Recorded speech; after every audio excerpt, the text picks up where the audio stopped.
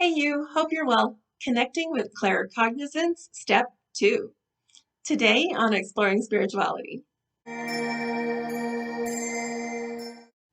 So Step 1, we set the intention, and I'll link to that video if you haven't seen it. But Step 2, well, let's think of it this way. In Step 1, we put a pot full of water on the stove, but it's not boiling yet. Step 2, we're going to turn up the heat and get the water boiling. But really, it's our energy. We want to get our energy primed and ready for welcoming claircognizance in. So I recommend working with crown chakra, which is the chakra that knowing, that inner knowing comes through. Whenever I'm working on chakra, I am pulling up this book. It's Wheels of Life by Anodea Judith PhD. And for the crown chakra, which is chakra 7, I'm just looking for support of that chakra energy.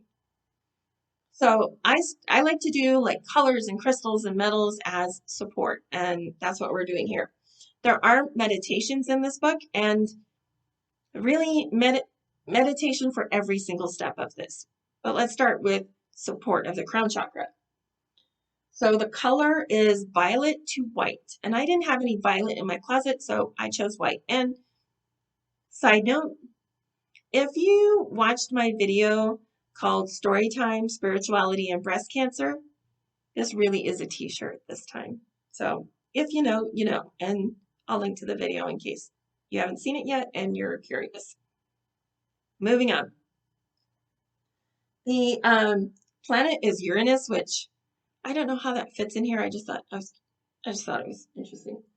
Metal is gold, so I pulled out my chunky gold ring to wear today as support to support my chakra energy. And the minerals, meaning the crystals, are amethyst and diamond. So I've got my diamond wedding ring that I wear every day, and I was born in April, so my birthstone is diamond, so I've got diamond covered. I didn't think I had any amethyst, which is really popular in the spiritual world, but for some reason I just didn't have any, or at least I didn't until my intuition reminded me that I have amethyst jewelry from back in the day. So I pulled all that jewelry out and I've got it charging with my selenite, and I'll use, I'm open to whatever crystal I have and that works. For you, I would say do what serves you. Do what feels right for you. If you are not interested in wearing the colors or wearing the crystals or any of that, you don't have to.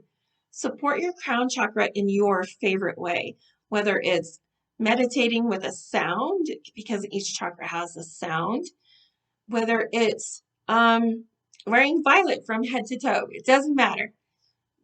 Do what serves you in supporting your crown chakra, because that's what we're doing. Just supporting the energy, getting that energy boiling, getting that pot on the stove boiling before step 3, which is coming up in a future video. So step 2 is supporting the crown chakra energy and just getting our energies flowing however we want to do it. Whatever serves you, do it. Step 3 is coming up soon in a future video in the coming days. For now, though, I wanted to tell you a story. It was something that I remembered in meditation. I think it was yesterday. And I guess, this series is about developing claircognizance, but I think it's been with me for longer than I thought. Because back in 2018, I definitely had an instance of claircognizance. My intuition reminded me of that in meditation, so it's all working together. Anyway, 2018 in the state of Colorado where I live, there was a case where a woman and her children were missing. The husband, father, was on the local news giving an interview, and as soon as he opened his mouth, I got a bolt of energy, just like a burst of energy through my entire body, and in that moment, I knew he was guilty, and you could not have talked me out of it. I knew he was guilty, and it was so sad.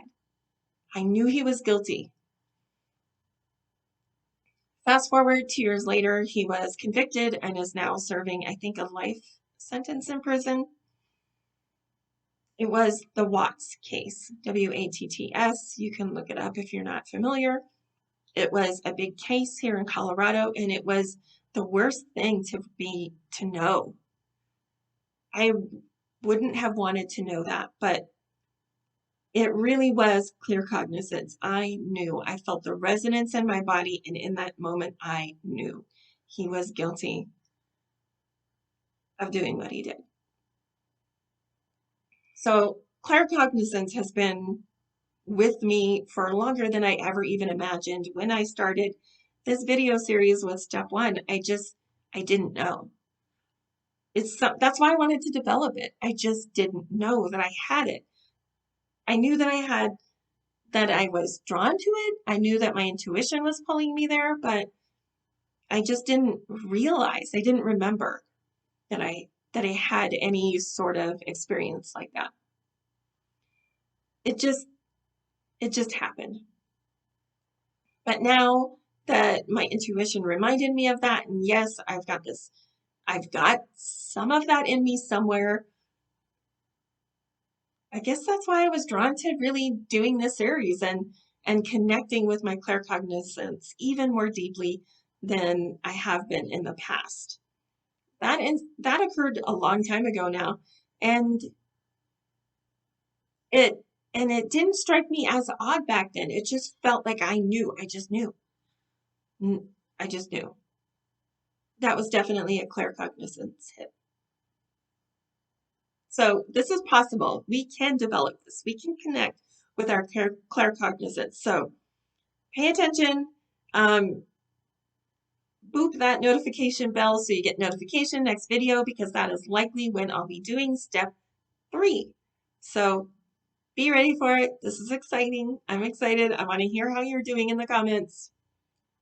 And if you haven't already, please subscribe and support the channel. I am so grateful you're here, but before you go, in each one of my videos, I highlight a light worker or someone who has inspired me greatly. And today, that's Anodea Judith PhD for writing this book, which I refer to all the time. Wheels of Life. It's all about the chakra system, and it's the perfect blend of poetry and personal improvement and textbook. I use this as a reference book and refer to it over and over again. She's brilliant. I'm so grateful to her. I'll leave a link to her website below. And I'm so grateful you're here. I'm so grateful that you're watching. And I'm grateful to have you here on this journey to connect with our claircognizance. So until the next time on Exploring Spirituality, I love you. Be well.